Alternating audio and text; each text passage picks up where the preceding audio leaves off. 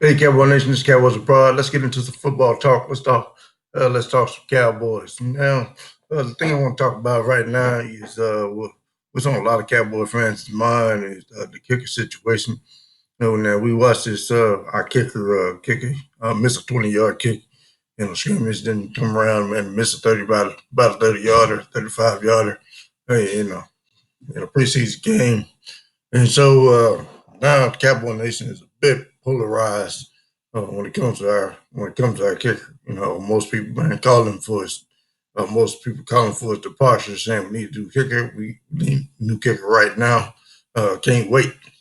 Can't wait until we replace this guy. Anybody gotta be better than any guy. Than anybody, somebody gotta be better than this guy. Brett Maher.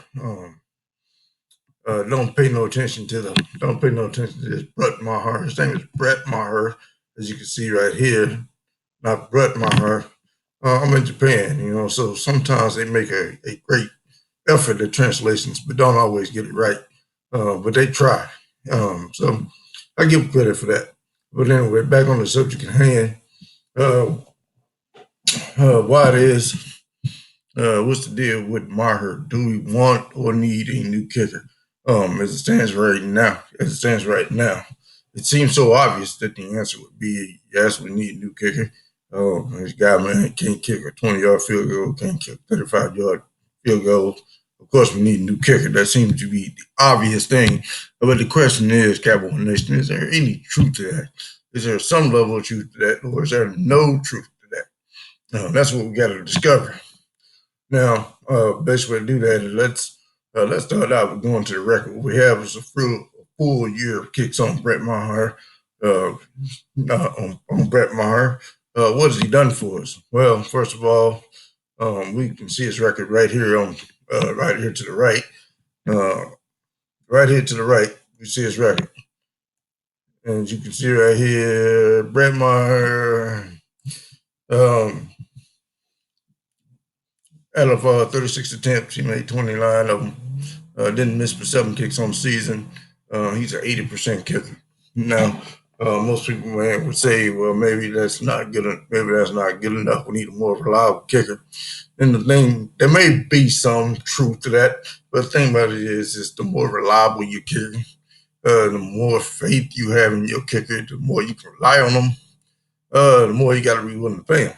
I mean, that's something that the Cowboys obviously not really wanting to do. Uh, Not really wanting to do it this time. Is pay up.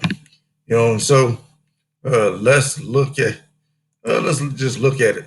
Um, as it stands right now, 80%, 80%. Let's put that in some context. That puts you at Brett Maher, 25th in the league in kicking. That's 25th. That's in the bottom third of the league. Not all that great. One could say easily that we could do better. But the thing about it is with Brett Maher, he is, um, he is the best at one thing in the league. Strange as that may be, as a kicker, Brett Maher leading the pack in something, kicking. You got to be kidding me. You got to be kidding me. This guy, man, looked like he need to be cut tomorrow. Well, the thing about Brett Maher is the further out you go, and the further out the kick, more accurate Brett Maher is. Now that may sound ridiculous on the surface. But if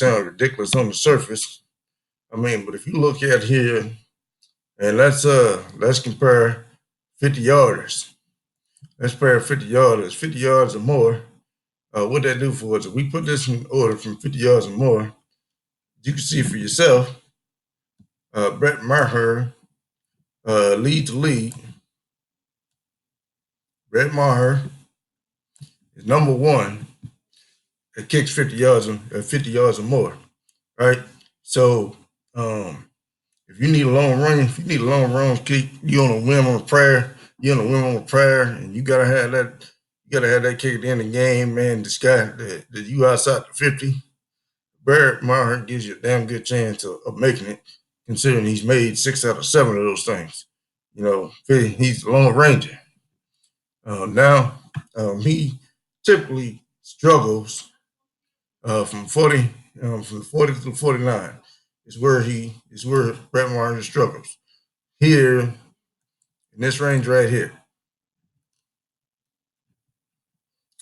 he's 7 out of 11. That's where he missed. That's where he missed. 4 out of the 7 kicks that he missed was in this range. Okay, so this is his struggle spot. 7 out of 11. 30 through 39 out of 8 kicks, he made 6 of those. He made 6 of those. One would say those are pretty good. Those are pretty good numbers, but that's probably not going to get you in the top 10. But let's take a look where it does put you. 30 to 39. That puts Brett Maher. That puts Brett Maher where? Where does it put him? Let's see. I'm still looking. Still looking. Yeah, I'm still looking. Like I ain't seem to find it. Where's it put him? Down here at the bottom.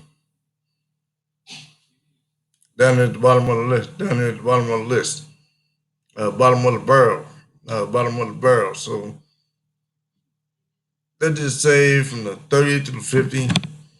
He has some problems. But the difference between 6 and 8 kicks, and 6 and 7 kicks, and 6 and 7 kicks, really not that big of a jump. We don't know if Adam Vinatieri would have made that extra kick or not if he had kicked another one. He just didn't kick as many. But anyway, uh, that's kind of where we are. That's kind of where we are. Brett Maher is having some problems. Brett Maher is having some problems. But 20 to 29, he's 10 out of 10. He's made all but one of his extra points. He gives you 80%. He gives you 80%. He gives you 80% chance. 20% you got to win with prayer. Now, the thing about it is that you can get a better kicker. Absolutely no doubt. Absolutely no doubt about it. You can do better than 24th in the league when it comes to kicking. The thing about it is willing to shove out the money. Willing to pay for those kickers. We can get let's say Matt Prater of the league. Matt Prater of the league. He's gonna give you It's gonna put you at 13. But are we willing to shove? Are we willing to shove out $4 million for that kicker, or $3,800,000 for a percentage increase of 7%? Because if you look at it, we look at the percentages. Mac Prater, he's going to give you he's number 13 at 87.7%. So he's going to give you an extra 7.5%, and he's going to cost you almost $4 million compared to Brett Maher. Now, Brett Maher, what does he rank when it comes to the pay scale? Veteran league minimum, pretty much at $525,000. So $525,000 at 80%, or you can go 87.5% at almost $4 million. You can get the top kicker in the league at 97%, a 97% kicker. If you want to pay $5 million to a kicker, the question is do we want to do that with the business decisions that we're making today and the personnel that we got to pay? We got to pay, of course, we got to pay our triplets, but then outside of that, we got to decide who we want to pay between Byron Jones, Lyle Collins, Malik Collins, Jalen Smith, Anthony Brown. The list goes on and on of people that's going to be coming up on contracts. And do we want to shove out that money to a kicker? We could do it this year. Maybe. But we're trying to take all the money that we got right now and sign Zeke, Dak, and Coop. So it's a business decision. Sometimes you got to roll the dice with what you got. Stay where you're at. I don't know if an extra 7%, an extra 7% is going to justify to me spending $3 or $4 million.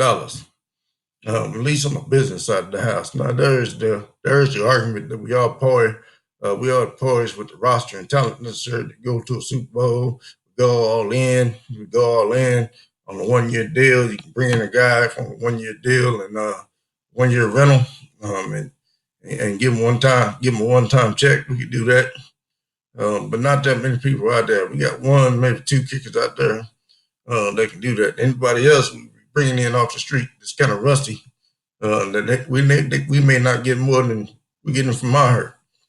So that's the chance you take. A roll of the dice. It's all business. Uh, do we need another? Do we need another kicker? I don't know if we need another. I don't know. I know we need another kicker. Would like another kicker. Um, we would like to have a 90% or better kicker. Any team would. The thing is I don't know if we want to spend the money on a kicker when we have so many other players on our roster that need to be paid. They're just thoughts and concerns from the business side of the house. Um, what are we going? What are we going to do? What are we going to do? Well, that's where we sit. That's where we sit. Um, but 6 out of 8, 6 out of 8, not bad. 6 out of 8, not bad. Certainly 6 out of 7, 50 yards or more, not bad. Now this range from 30 to 50. I mean 30 to 49, 40 to 49. We got some work to do there. We got some work to do, and question is, do we live with it? I think at this point in time, may just have to live with it. May just have to live with it because at the end of the day, because at the end of the day, when you get inside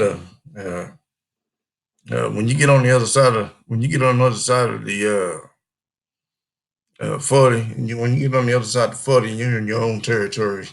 Maybe you can consider going forward and being a little bit more aggressive sometimes and make your team less vulnerable.